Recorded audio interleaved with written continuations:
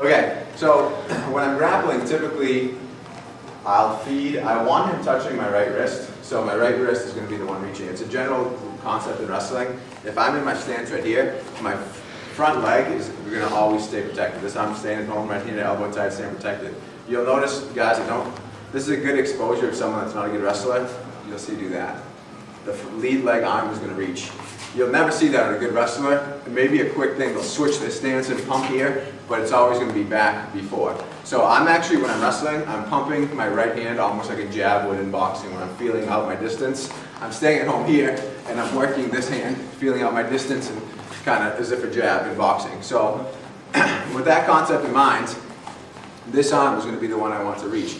I'm almost feeding this out because you know guys want your wrists. When you're wrestling, guys just want to do this and control your wrists. So I give it to him. I want him to control my wrist here. So he's naturally going to take that. All I'm going to do here is I go palm up, and we're going to break this down into steps here, but my palm's coming up, and I'm cutting like a knife around the outside of his wrist. That's all it is. It's just like quick little motion here. So now as I do that, stepping here, cutting, and I'm catching his arm as high as possible here. This is junk.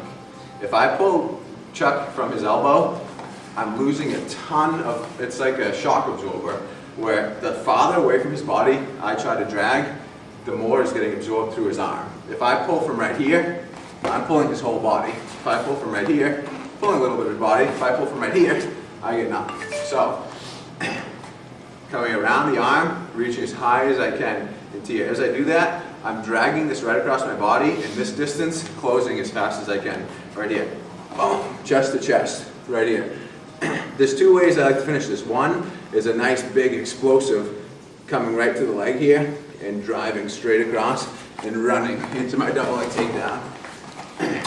It's harder to teach that explosive thing to guys that aren't generally wrestlers and have that explosiveness in them, but we'll take that from the top. This works great, and I almost use this more when I'm competing in Jiu-Jitsu, is I'm closing the distance here, and I just sit right down over this leg, right like that, and this hand comes across there all the way, right to here.